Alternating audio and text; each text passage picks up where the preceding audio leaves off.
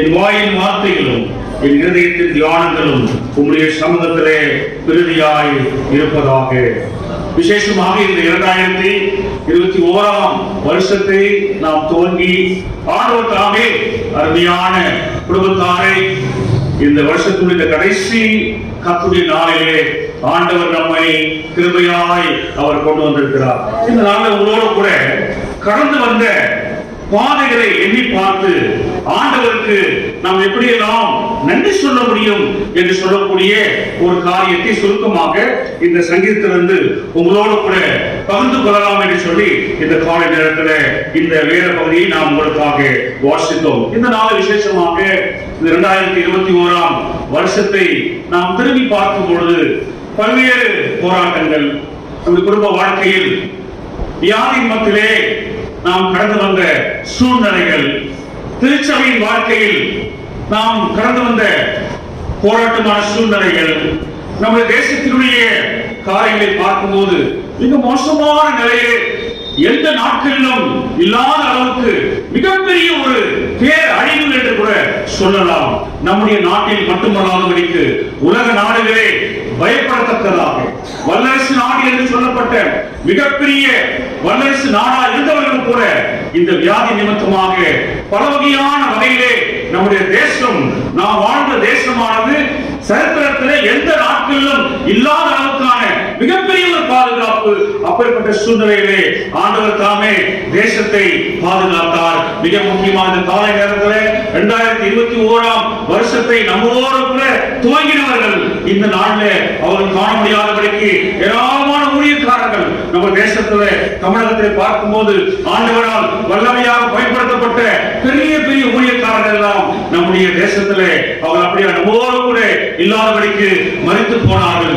ஆனால் இந்த காலை நேரத்தில் அவர்களை காட்டிலும் நாம் பரிசுத்தவான்களோ அல்ல, அவர்களை காட்டிலும் நாம் நீதிமான்களோ அல்ல, அவர்களை காட்டிலோ நாம் ஜெப வீரர்களோ ஜெப வீராங்கனைகளாகவோ அல்ல. ஆனாலும் ஆண்டவருடைய சுத்த கிருபையினால் அவர் இரக்கத்தினால் ஆண்டவர் காலை நேரத்தில் அவரை ஆராதிக்கும்படியாக நாம் எல்லாரும் கொண்டு வந்திருக்கிறார். எல்லா கரங்களை தட்டி ஆண்டவரை மகிமைப்படுத்துவோம்.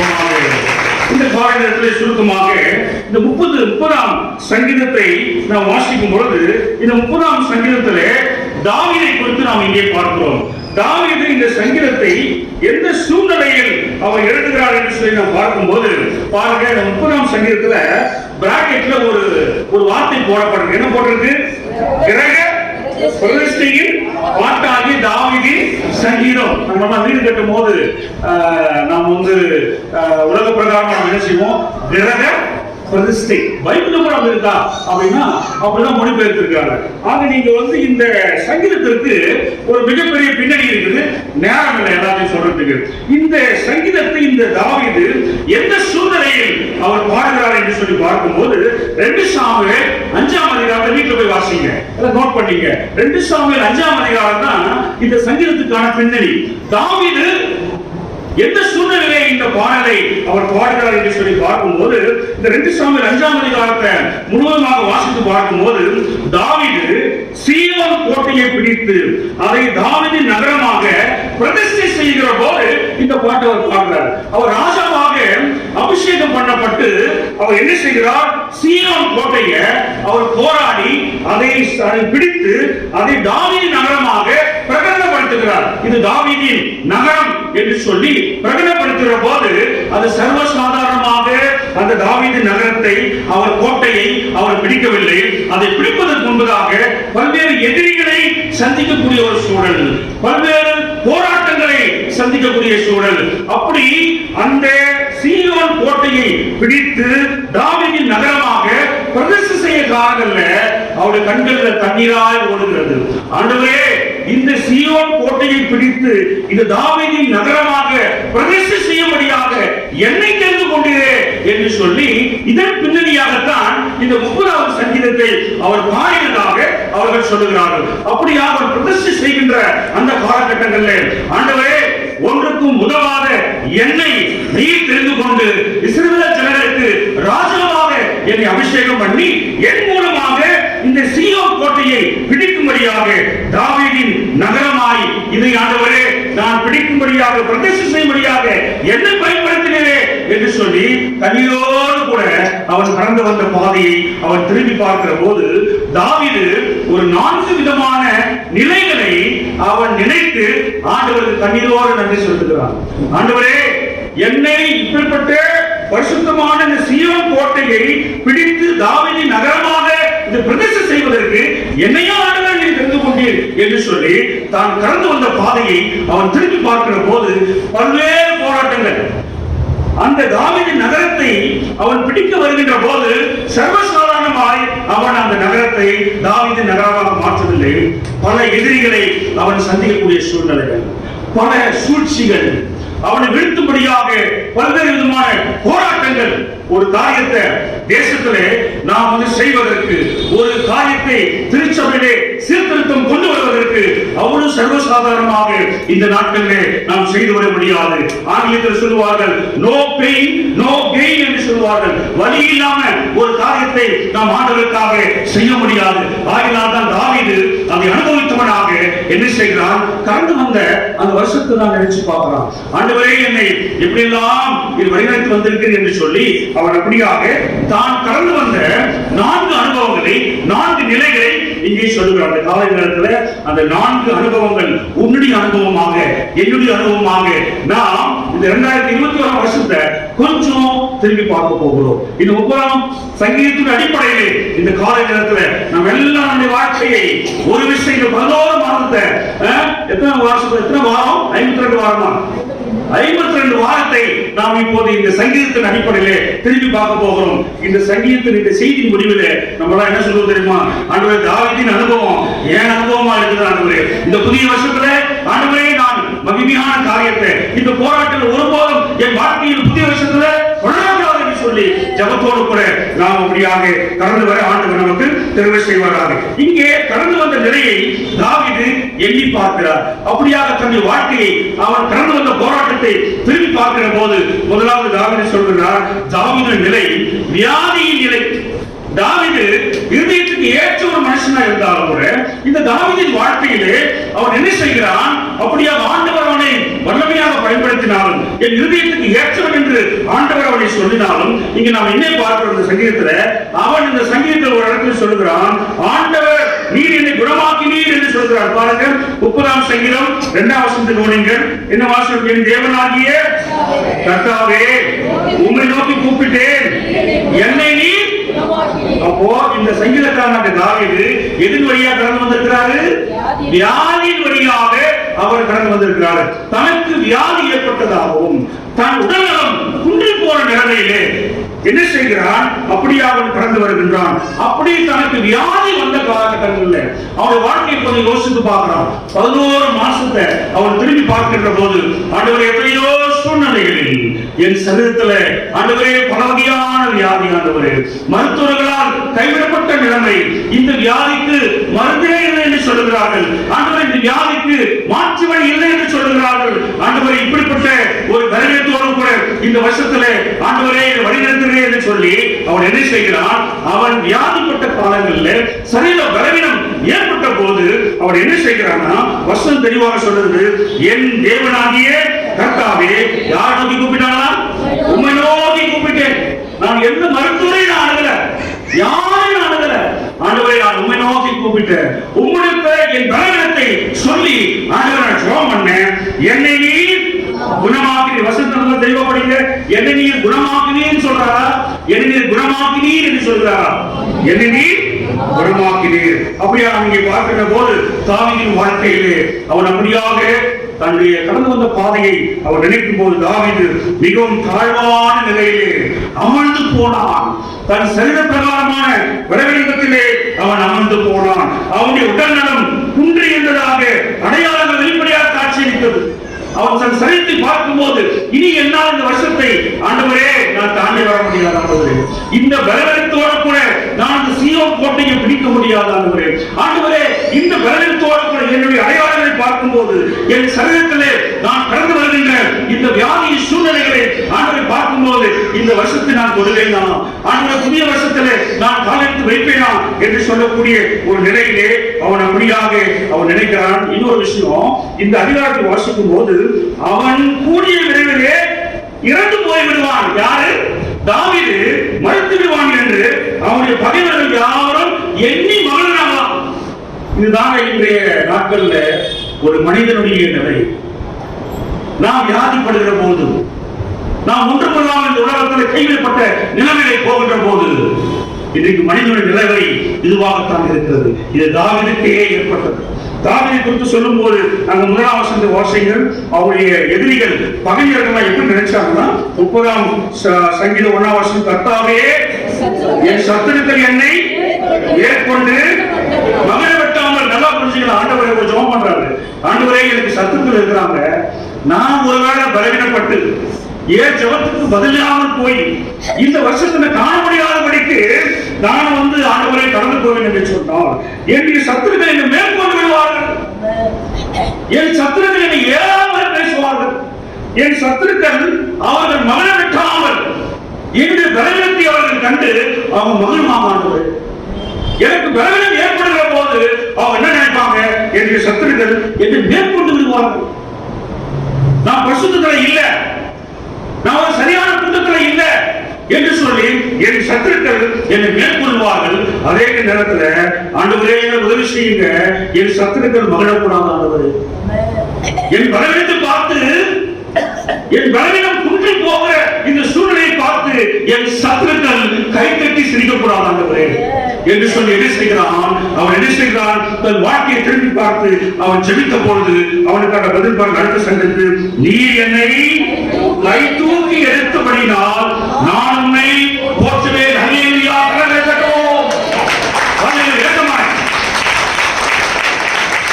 தாவீது கடந்து வந்த நிலை, வியாதியின் நிலை. ஒருவேளை இந்த காலை நேரத்தில் இந்த 2021 வருஷத்துல நான் சாட்சி சொல்ல முடியாதபடிக்கு தனிப்பட்ட வாழ்க்கையில் சரீர பிரகாரமாக நான் கடந்து வந்த போராட்டத்தை யார் அறிவார்கள் என்று சொல்லி ஒருவேளை பல வகையான போராட்டத்தோடு இந்த காலை நேரத்தில் நம்ம எல்லாம் கடந்து வந்திருக்கலாம். ஒருவேளை வருஷம் முழுவதுமாக நாம் பலவீனப்பட்ட நிலையில் மருத்துவம் பார்ப்பதற்கு கூட வசதி இல்லாத நிலையில ஆண்டவரே என் உடல் குஞ்சின ஒரு சூழ்நிலையை யார் அறிவார் என்று சொல்லி ஒருவேளை நாம் பல வகையான போராட்டத்தோடு கூட இந்த காலை நேரத்தில் ஒருவேளை நாம் கடந்து வந்திருக்கலாம். உங்க எல்லாருக்கும் வைக்க கொடுத்து இந்த வருஷம் நீங்க சுகமா இருந்தீங்களா என்று சொல்லி உங்களுக்கு சாட்சி சொல்லும்படியாக சொன்னால் நாம் அநேக சொல்லுவோம். அநேக சூழ்நிலைகள்ல நான் வியாதியின் படுக்கையில் தான் இருந்தேன். அநேக சூழ்நிலைகள்ல இந்த வருஷம் முழுக்க நான் வியாதியின் படுக்கையிலே நான் இருந்தேன் என்று சொல்லி நீங்கள் சொல்லலாம். நம்ம தேசத்தை நாம் பார்க்கும்போது சொல்றாங்க, குறைஞ்சபட்சம் ஐயா அவர் சொல்றாங்க 6 லட்சம் பேர் இந்த வருஷத்துல மாத்திரம் அவர்கள் மரித்து போனார்கள். எனக்கு அருமையான காலை நேரத்துல ஆண்டவருக்கு இந்த காலை நேரத்தில் நாம் ஸ்தோத்திரிப்போமாக.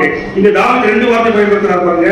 30ஆம் வசனத்துல 30ஆம் அதிகாரம் 1ஆம் வசனத்துல நான் உம்மை துதிப்பேன் சொல்றாரா? கடைசி வசனத்தை கவனிங்க பார்க்கலாம். என் தேவனாகிய கர்த்தாவே உம்மை என்றென்றைக்கும் துதிப்பேன். முதல் சொல்றார் நான் உம்மை போற்றுவேன். இங்க தாவீது ஆண்டவரை போற்றுவதற்கு வருஷத்தின் கடைசியிலே ஆண்டவரை துதிப்பதற்கு ஒரு நோக்கம் உண்டு. ஏனென்று சொன்னால் ஆண்டவர் என்னை குணமாக்கினார். கரங்களை தட்டி ஆண்டவரை மகிமைப்படுத்துவோமாக. இந்த வருஷத்துல ஏராளமான சரீர பலவீனங்களும் கடந்து வந்தாலும் ஆண்டவருடைய கிருபையினால் இந்த நாளை காணும்படியாக சுகபலத்தோடு கூட நாம் கடந்து வரும்படியாக ஆண்டவர் நம்ம தேவை பாராட்டினார். ஒரு உயிருள்ள சாட்சி அருமையான ஜாஷுவா அவர்கள் அவர் நிலையை பார்க்கும்போது மிகவும் மரண விளிம்பிலே அவர் கடந்து சென்று ஆண்டவரை சுகமாக்கி நம்மத்தில் அவர் ஆண்டவர் நிலைநிறுத்திருக்கிறார். சத்துரு நம்மை மேற்கொள்ள அறிந்த சத்துரு மகிமை அடையாளப்படுத்தி அவர் மரணமில்லாமல் ஆண்டவரை கூட்டி நிறுத்தினார்.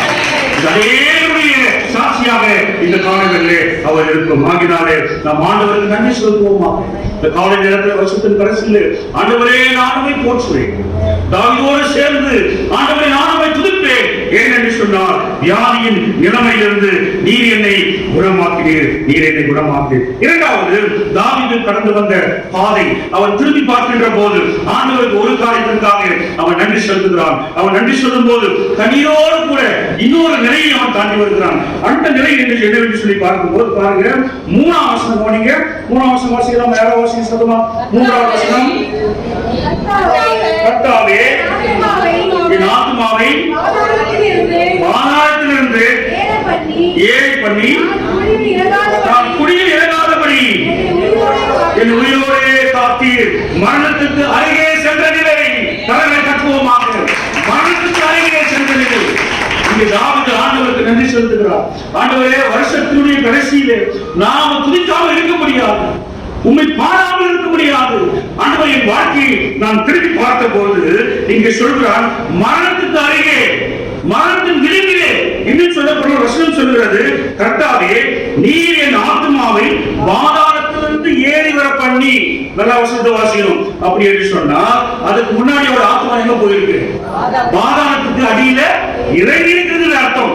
ஏறி வரக்கூடிய விஷயத்தை மாத்திரம் சொல்றாரு, இறங்கின விஷயத்தை சொல்லல. ஆகவே தாவீது என்ன சொல்றார்? கர்த்தாவே நீர் என் ஆத்துமாவை பாதாளத்திலிருந்து, அப்படி என்று சொன்னால் அவனுடைய ஆத்துமா ஒரு குறிப்பிட்ட சூழ்நிலையிலே மரணத்தின் விளிம்பிலே, மரணத்தின் பாதாள வாசலிலே கடந்து சென்று இப்போது ஆண்டவர் எங்கேயோட கொண்டு வருகிறார்? பாதாளத்திலிருந்து ஏறி வர பண்ணுகிறார். அல்லேலூயா. அந்த காலத்தில் அநேக சூழ்நிலைகள் மரண விளிம்பிலே, மரணத்தின் போராட்டத்திலே கடந்து வந்த நம்மை ஆண்டவர் பாதாளத்திலிருந்து நம்ம என்ன செய்கிறார்? மேலே ஏறி வர பண்ணுகிறார் என்று சொல்லி நாம் பார்க்கிறோம். அதாவது ஒரு மனிதன் இந்த உலகத்திலே கிறிஸ்தவனாக ஒரு மனிதன் மரிக்கும் பொழுது அவனுடைய ஆத்மா ஆண்டவருடைய சமூகத்திலே போவதை நாம் இங்கே பார்க்கிறோம். ஒரு மனிதன் ஆண்டவராக இயேசு கிறிஸ்துவை விசுவாசிக்காமல் அவன் மரிக்கின்ற போது அவன் ஆத்மா பாதாளத்துக்கு போவதை நாம் பார்க்கிறோம். ஆக இந்த வசனத்தை வாசிக்கும் போது சங்கீதக்காரனாகிய தாவீது ஆண்டவரோடு நெருங்கி ஜீவித்த ஒரு மனுஷன், ஆண்டவருடைய இருதயத்துக்கு ஏற்றவன் என்று சொல்லப்பட்ட இந்த மனுஷனுடைய ஆத்மா என்ன நாம் இங்கே பார்க்கிறோம்? அவன் ஆத்மாவை ஒரு நிமிஷம் கைவிடப்பட்டதை போல, ஒரு அவிசுவாசை போல, ஆண்டவரே உம்மோடு நெருங்கி ஜீவித்த மனுஷன் தான், உமக்காக பாடல்களை பாடினவன், உம்முடைய வல்லமையான ஊழியத்தை செய்த என்னையா ஆண்டவரே நீர் கைவிட்டு விட்டீர் என்று சொல்லக்கூடிய நிலையிலே இப்போது என்ன செய்கிறான்? அவன் பாடுகிறான். ஆத்மா பாதாளத்திலிருந்து அதை கடந்து மேலே மறுபடியும் என்ன செய்கிறார்? அவனை ஏறி வர பண்ணும்படியாக ஆண்டவர் கண்ணை பாராட்டுகிறார்.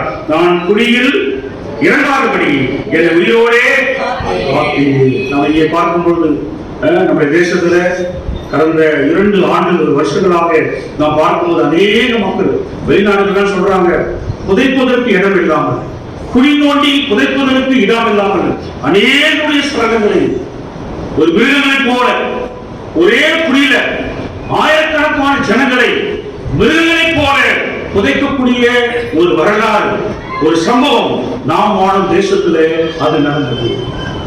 நாம் வாழ்ந்த காலங்களை பார்க்கும்போது நம்முடைய தமிழகத்தில் ஏராளமான பரிசுத்தவான்கள், சில நேரங்கள் மிகவும் வருத்தமான ஒரு சூழ்நிலை, அந்த சடலத்தை வைத்து கொஞ்ச நேரம் கூட ஜெபிக்க முடியாதபடிக்கு, ஆராதிக்க முடியாதபடிக்கு, நல்லடக்கம் செய்ய முடியாத நிலையிலே அநேக சூழ்நிலைகள் நேரடியாக வீட்டிலிருந்து மருத்துவமனையிலிருந்து நேராக பாதாள குழிக்குள்ளே அவர்களை புதைக்கக்கூடிய நிலையிலே அநேக வாழ்க்கை இந்த வருஷத்தில் அமைந்தது தெரியுமா? என் கருமையானவர்களே, அவளை காட்டிலும் பரிசுத்தவான்கள் என்று நான் சொல்லவில்லை.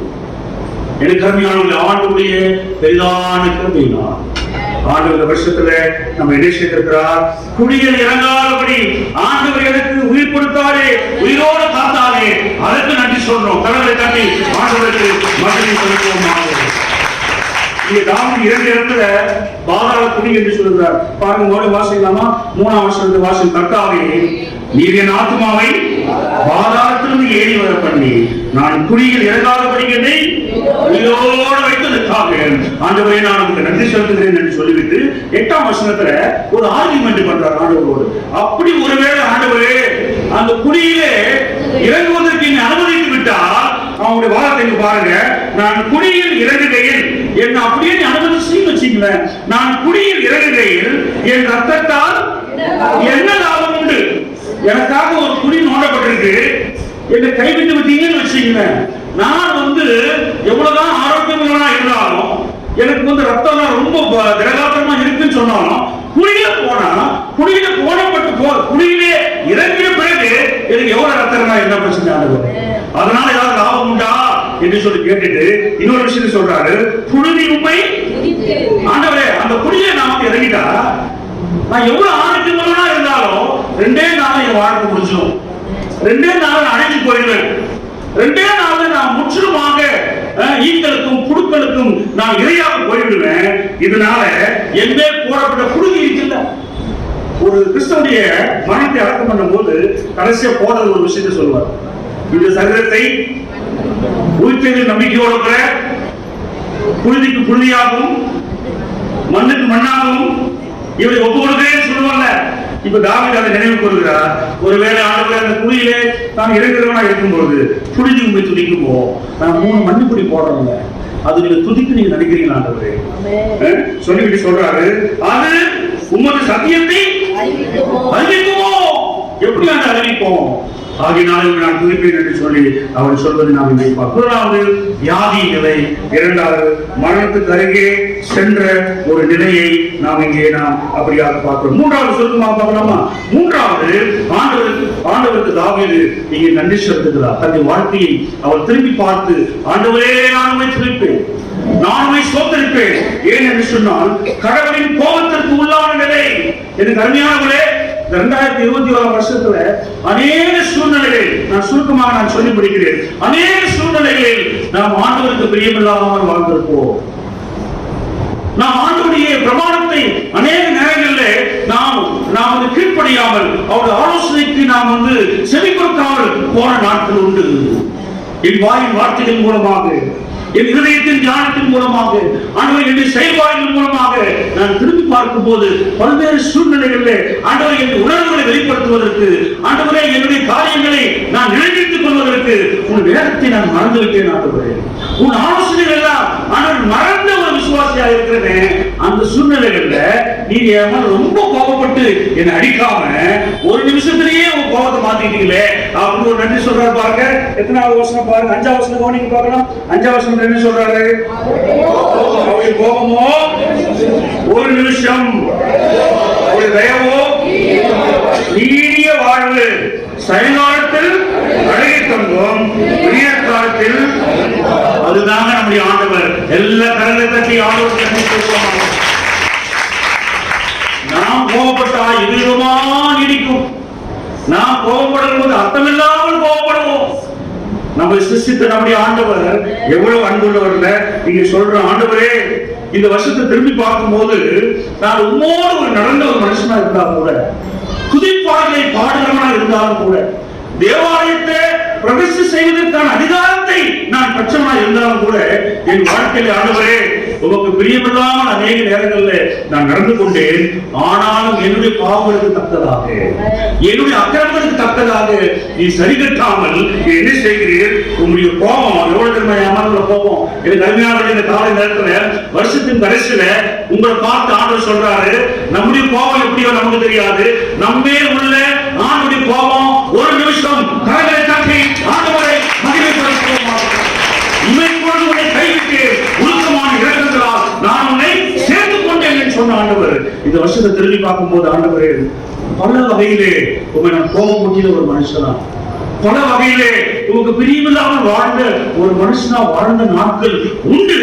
ஆனாலும் ஆண்டவரே என்னுடைய பாவங்களுக்கு தக்கதாக ஆண்டவருடைய கோபாக்கினியை நீ வெளிப்படுத்தாதபடிக்கு ஆண்டவரே என்ன செய்து என்னை மன்னித்து, என்னை என்ன செய்து மன்னித்தீர் என்று சொல்லி இங்கே அவள் சொல்வதை நாம் இங்கே பார்க்கிறோம். இங்கே பார்க்கும்போது அவருடைய கோபம் ஒரு நிமிஷம், அவருடைய தயவோ நீரிய வாழ்வு அப்படின்னு சொன்னால், இந்த வருஷத்துல 2021 வருஷம் துவங்கி ஜனவரி மாதம் முதற்கொண்டு டிசம்பர் மாதத்துடைய இன்னைக்கு என்ன தேதி 26ஆம் தேதி வரைக்கும் ஆண்டவரே நான் யோசித்து பார்க்கும் பொழுது, என் வாழ்க்கையை சிந்திக்கும் பொழுது உமக்கு கோபம் முட்டின நாட்கள் உண்டு, உங்களுடைய ஆலோசனைகளை தள்ளின நாட்கள் உண்டு, உங்களுடைய பிரமாணத்தை மறந்த நாட்கள் உண்டு. ஆனாலும் ஆண்டவரே என்னுடைய பாவங்களுக்கு தக்கதாக நீர் எனக்கு சரி கட்டாமல் என்ன செய்கிற கோபத்தினுடைய தயவை என்மேல் இறுக்கமாய் கொண்டு ஆண்டவரே எனக்கு நீடித்த வாழ்வை எங்களுக்கு தந்தீரே என்று சொல்லி அப்படியாக என்ன செய்கிறான் தாவீது இங்கே ஆண்டவருக்கு நன்றி சொல்வதை நாம் இங்கே பார்க்கிறோம். ஒரு வருஷத்து வாசிக்கலாமா? இதே தாவீது இன்னொரு இடத்துல ஜெபம் பண்றாரு. என்ன ஜெபம் பண்றாருன்னா முடிச்சிட்டேன். 6ஆம் அதிகாரம் 1ஆம் வசனத்துக்கு வாங்க. இதே தாவீது என்ன செய்கிறார்? ஒரு ஜெபம் பண்றார். 6ஆம் அதிகாரம் 1ஆம் வசனம், சங்கீதம், கர்த்தாவே உங்கள் கோபத்திலே என்னை கடிந்து கொள்ளாதையும், உத்தரவிலே என்னை, இதே தாவீது ஜெபம் பண்றார். ஆண்டவரே உம்முடைய கோபத்திலே என்னை கடிந்து கொள்ளாதீங்க ஆண்டவரே. ஒருவேளை ஆண்டவர் நம்முடைய பாவங்களுக்கு தக்கதாக நமக்கு ஒரு சரிகட்டிப்பார் என்று சொன்னார், இந்த வருஷத்துல நாம் எப்பொழுதே நாம் மரித்து போயிருப்போம். ஆனாலும் அவருடைய கோபமோ ஒரு நிமிஷம், அவருடைய தயவோ நீடிய வாழ்வாய் நமக்கு இருந்தபடினாலே இந்த நாளை காணபடியாக ஆண்டவர் நமக்கு கருணை பாராட்டி இருக்கிறார். எல்லாரும் கரங்களை தட்டி ஆண்டவருக்கு நாம் மகிமை செலுத்துவோம். நம்முடைய ஆண்டவரை குறித்து 103ஆம் வாசகத்துல அங்கு பாருங்க, நம்முடைய ஆண்டவர் எப்படிப்பட்டவர் தெரியுமா? 8ஆம் வசனம் பாருங்க. கர்த்தர் 103ஆம் சங்கீதம் 8ஆம் வசனத்துல, கர்த்தர் உருக்கமும் இரக்கமும் நீடிய சாந்தமும் மிகுந்த கிருபையும் உள்ளவர், அவர் எப்பொழுதும் கடிந்து கொள்ளார், என்னென்றைக்கும் கோபம் கொள்கிறார், அவர் நம்முடைய பாவங்களுக்கு தக்கதாக நமக்கு சரி கட்டாமலும் நம்முடைய அக்கிரமங்களுக்கு தக்கதாக நமக்கு சரி கட்டாமலும் இருக்கிறார். இந்த காலை நேரத்துல ஆண்டவருக்கு நான் நன்றி சொல்வதற்கு ஒரு நோக்கம் இருக்கு. ஆண்டவரே இந்த காலை நேரத்திலே ஆண்டவரை நான் போற்றி புகழ்வதற்கு, அவர் நாமத்தை மகிழ்ப்படுத்துவதற்கு இன்னைக்கு ஒரு காரணம் இருக்கு. ஏன்னு சொன்னால், நான் செய்த எதிர் பாவங்களுக்கு தக்கதாக ஆண்டவர் எனக்கு சரி கட்டினார். நான் செய்த அக்கிரமங்களுக்கு தக்கதாக ஆண்டவரே எனக்கு அவர் ஆண்டவரே சரி கட்டாமல் நீதியை அவர் உதவி செய்யாதபடிக்கு ஒரு நிமிஷம் மாத்திரம் என்பதை என்ன செய்தார்? கோபமாக இருந்தார். அவர் கோபமாக என்ன செய்தார்? என்னை அவருடைய உருக்கமான இரக்கங்களால் என்னை சேர்த்துக் கொண்டார். 11ஆம் வசனம் பாருங்க. அவருடைய கிருபை எப்படிப்பட்டது தெரியுமா? அவர் கோபம் ஒரு நிமிஷம், ஆண்டுடைய கிருபை எப்படிப்பட்டது என்று காலகட்டத்தை பாருங்க. 11ஆம் வசனம், பூமிக்கு வானம் எவ்வளவு உயரமா இருக்கு, கொஞ்சம் யோசித்து பாருங்க. பூமிக்கும் வானத்துக்கும் எவ்வளவு உயரமா இருக்கிறதோ அவருக்கு பயப்படுகிறவர்களே அவருடைய கிருபையும் அவரைப்படுவதாக இருக்கிறது. இந்த காலை நேரத்தில் ஆண்டுடைய கிருபை அவ்வளவோ உயர்ந்தது, ஆண்டுடைய கிருபை அவ்வளவு மேலானது. அந்த கிருபை நம்முடைய வாழ்க்கையில் இருப்பதினால் தான் இந்த நாளை காணும்படியாக ஆண்டவர் நமக்கு கிருபை பாராட்டி இருக்கிறார். இன்னும் 12ஆம் வசனம் போனீங்க. மேற்குக்கும் கிழக்குக்கும் எவ்வளவு தூரமோ அவ்வளவு தூரமாய் அவர் நம்முடைய பாவங்களை நம்ம விட்டு விலக்கினார். அப்பேற்பட்ட ஆண்டவர் மேற்குக்கும் கிழக்குக்கும் எவ்வளவு தூரமோ அவ்வளவு தூரமாய் நம்முடைய பாவங்களை நம்ம விட்டு விலக்கி ஆண்டவர் என்ன செய்தார்? அவருடைய பிள்ளைகளாக இந்த வருஷத்துல நம்ம ஏற்றுக்கொண்டபடினால் தான் குடியிலே இறங்காதபடிக்கு ஆண்டவர் நம்மை பாதுகாத்திருக்கிறார். அல்லேலூயா.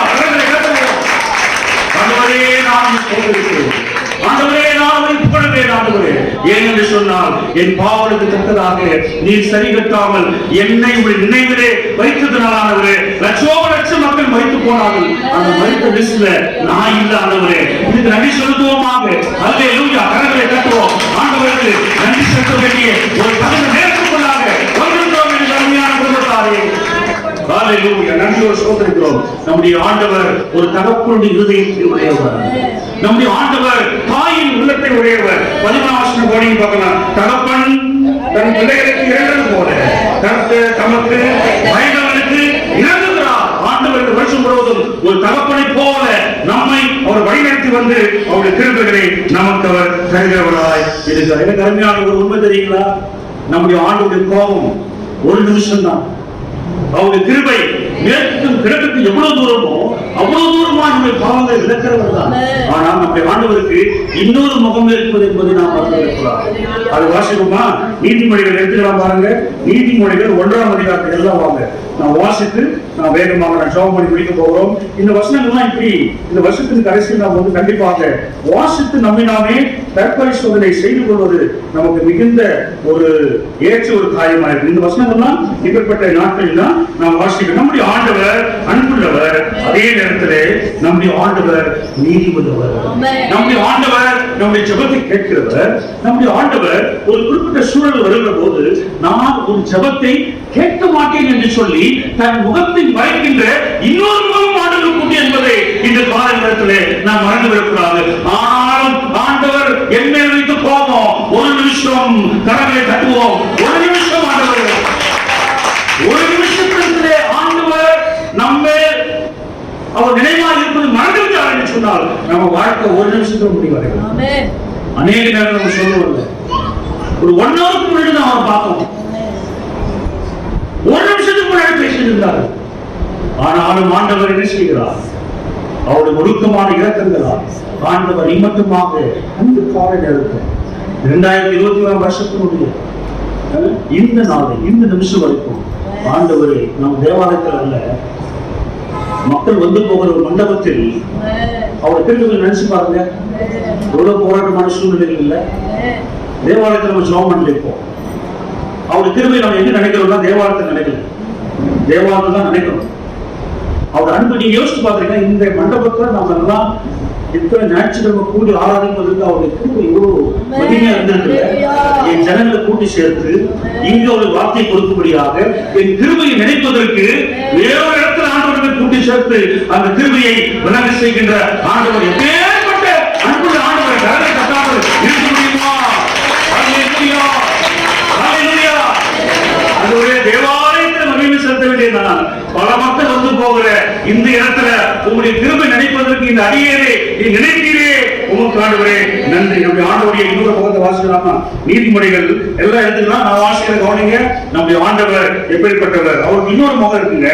நீதிமொழிகள் 1ஆம் அதிகாரம் 23 வாசிக்க பாருங்க. என் கரிந்து கொள்ளுதலுக்கு திரும்புங்கள், இதோ என் ஆவியை உங்களுக்குள்ளே அருளுவேன், என் வார்த்தைகளை உங்களுக்கு நான் தெரிவிப்பேன். நான் கூப்பிட்டும் நீங்கள் கேட்க மாட்டோம் என்கிறீர்கள். ஆண்டவர் சொல்ற, நான் கூப்பிட்டும் நீங்கள் கேட்க மாட்டேன் என்கிறீர்கள்.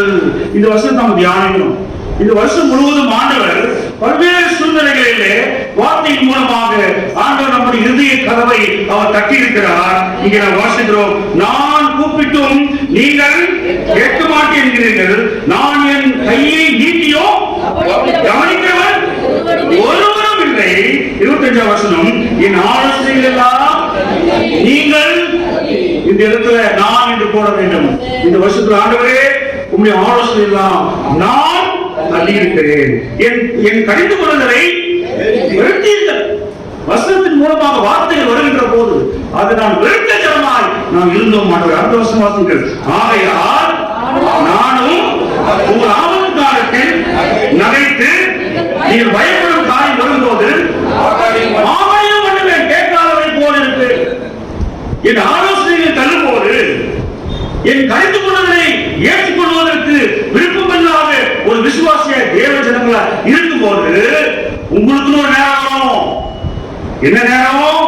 நானும் உங்களுக்கு ஆபத்து காலத்தில் ஆபத்து வேறுகின்ற போது பயப்படும் காரியம் நடக்கின்ற போது ஆவணியம் பண்ணுவேன். 27 வசனம், நீங்கள் பயப்படும் காரியம் புயல் போல் வரும்போது, பயப்படும் காரியம் புயல் போல வந்து வாய்க்கு போகும். பிறகு ஆபத்து சூறாவளி போல நேரும் போது, நெருக்கமும் இடுக்கலும் உங்களுக்கு வரும்போது என்ன செய்வாரு? ஆவணியம் பண்ணுவேன். வாசிங்க, தொடர்ந்து வாசிங்க. அப்போது அவர்கள் என்னை நோக்கி கூப்பிடுவார்கள், நான் மறுமுறை. என்னங்க விசேஷமா இருக்குது, நம்ம ஆண்டவர் பெயர் இருக்கு, ஜெபத்தை கேட்கிறவரே. ஆனா இங்க அவருடைய முகம் என்ன? ஜெபத்தை கேட்காத ஆண்டவர். இங்க நம்ம என்ன பண்றது? என்ன போட்டு வசனத்துல நான் மறு உத்தரவு கொடுக்க மாட்டேன். பிறகு என்ன வாசிக்கிறோம்? அவர்கள் அதிகாலையில் என்னை தேடுவார்கள், என்னை காண மாட்டார்கள். இன்னொரு வசனம் இருக்கு, அதிகாலையில் என்னை தேடுகிறவன் என்னை கண்டடைவான். யாருக்கு?